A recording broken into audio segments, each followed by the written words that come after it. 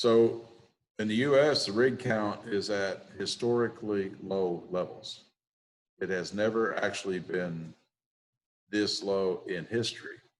So there is no market. I mean, it's sub 300 as of last Friday. So this has led to a lot of this. A lot of people exiting the industry one way or the other. And the rest of us are like this, just sitting here trying to hold on the best we can. I think there's a lot of people that are watching, a lot of people in this room can certainly relate to this last picture of just barely holding on over the edge. Frankly, I can see there's going to be still a significant contraction yet in the industry. I'd say currently we're probably reduced by about 30 to 40% personnel wise. There are some industry analysts that think it could go as high as 50%. So we're literally losing 1 out of every 2 people in the industry. And this has just been a very unique pinch because you had surging production led predominantly by the United States and then suddenly contracting demand. And it's the perfect storm that has really impacted our industry. Of course, our industry is not unique in this respect. There's been many other people. In the United States, I saw that the total unemployment now has just crossed 40 million people. So it's not just our industry that's being hit. We're here at Landry's restaurant. They have only 25% of their staff is currently back and working. So, it's not just our industry that's been hit by that. This is likely going to force a fair number of bankruptcies. There's going to be fewer companies that are going to be left. This schematic talks about producers, but I think service companies could be in the same way. There's already been numbers of them that have shuttered up and closed down. So you're going to see this. It's not like this is the first time that this type of thing has happened. Like I said earlier, it's just that the speed of which this has happened is what has been unique. So where are we? Well, the big crew change is over. I'm 60 years old. I'm probably the tail end of that leading generation, but I think most people that are older than I am are going to be gone if they're not already. I watched on LinkedIn and I see announcement after announcement. Hey, it's over, taking it to the house. And it's guys that are my age or older. We become a victim of our own success. Frankly, as directional drillers and as drillers, we've gotten too good at what we're doing. People are doing a lot more with less, and this is a rapidly evolving industry. So the big crew change is over. Like I mentioned, the old guys are gone. And what the impact that has is that there has been a lot of experience that has left the industry. And, the young people are coming along quickly, but they don't have the same depth or breadth of experience that some of the older guys have. And in fact, I don't think that the knowledge transfer was complete. I think if the industry had kept going at a good pace for the next couple of years, that we would have been able to do a better handoff to the new generation. That has been abruptly stopped. A victim of our own success. A lot of times we have this frenetic pace towards improvement, but we don't always stop to sit back and take a look at it. I just grabbed a couple of these records off of posts that were on LinkedIn. And you look at some of these things that are being done. I mean, we're drilling 15,000 foot laterals in 4 days. And it's a record, but how long is it going to stand? Because now the next person is going to want to drill it in 3.5 days. So we have better, stronger equipment. I think particularly the upsizing of equipment going to 5.25, even 5.5 inch tools in 6.5, 6.75 inch hole, or 7.25, 7.5 inch tools and 8.5, 8.75 inch tools. They're stronger tools. I mean, these mud motors are beasts. You know, you get these things with 1,000 horsepower.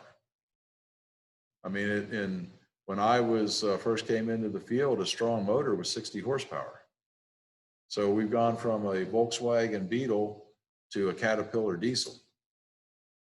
And the results have been the performance. Bits, MWD, you know, you can get a tool face update in 2.5 seconds now.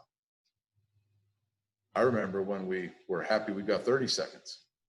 Of course, we weren't drilling quite as fast.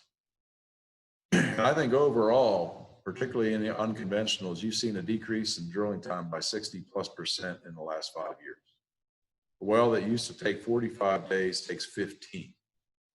Well, right there, you need only 1/3 of the rigs to drill the same amount of footage, if you think about it.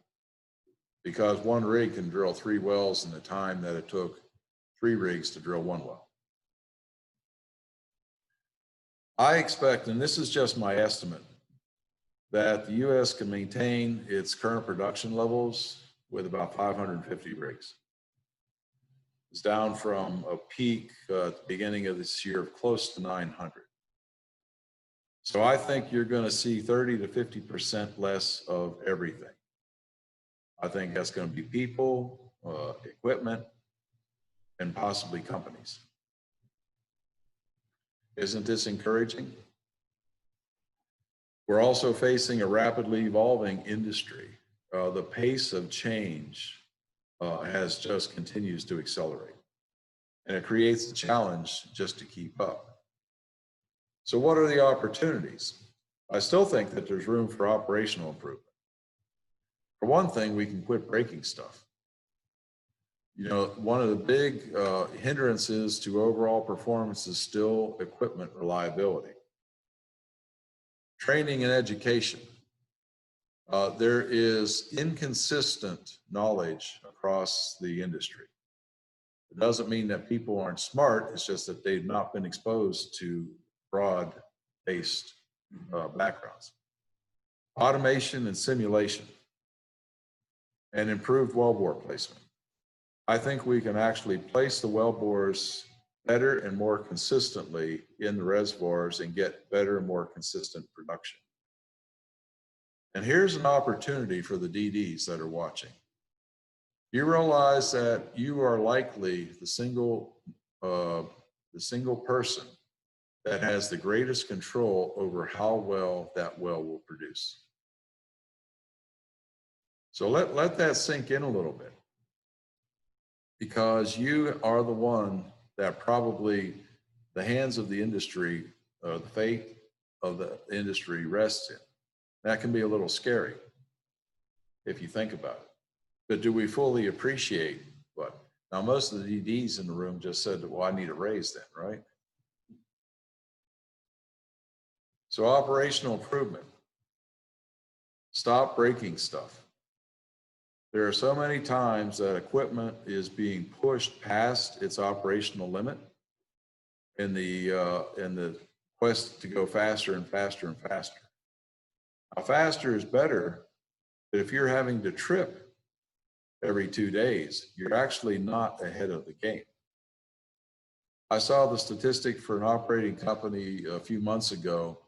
Out of 6 rigs, they had one that consistently had the highest ROP on a day rate basis, but it was only 4th overall in performance because they were constantly breaking stuff and having to trip. They could drill faster, but they didn't drill smarter. And at the end of the day, they weren't the highest performing rig in the field. I would expect that that rig has probably been laid down based on performance metrics. So we can stop breaking stuff. There's opportunities for training to get a broader base knowledge and understanding of the fundamentals than the decisions that you make to influence it. And I would estimate that there's probably about a 30% there's probably about 30% left on the table, which is saying that a well that's being drilled currently in 15 days, I think could be drilled in 10. If you can eliminate a lot of the failures or at least decrease the number of failures and have a more consistent well path, that helps to reduce those failures because you're not inducing the shocks and vibrations. I think there's that much left on the table to go on. So we can drill more efficiently still. Automation and simulation are two areas that hold a lot of promise. Now, automation, typically will threaten the job security of most people. But if you go with the trend, there is still room, even though many of the processes are automated, to improve and let your knowledge come through, because there's a lot of redundant tasks in directional drilling. And I think simulation holds a big key to the future as well, so that we can drill the wells on computer, not just drill the wells on paper. So if you do that, you can anticipate where a lot of the problems could be and be able and ready to react to them. Improved wellbore placement. This emphasizes what I was saying a little bit earlier.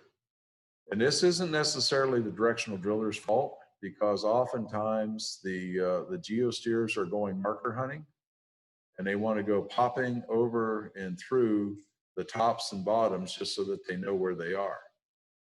But if you look at this, just in this illustration here, there's over 700 foot of prime reservoir exposure lost. I think this is a major contributory factor to the inconsistent performance results that most operators are seeing. I think that this part is not well understood. And in this case, I want to emphasize the directional driller is still the key. I think that we just need to give the directional driller and the industry some of the tools and understanding that they need to be able to stay on a straighter, more consistent path. So with that, I'm going to wrap this up. We're going to move through this fairly quickly.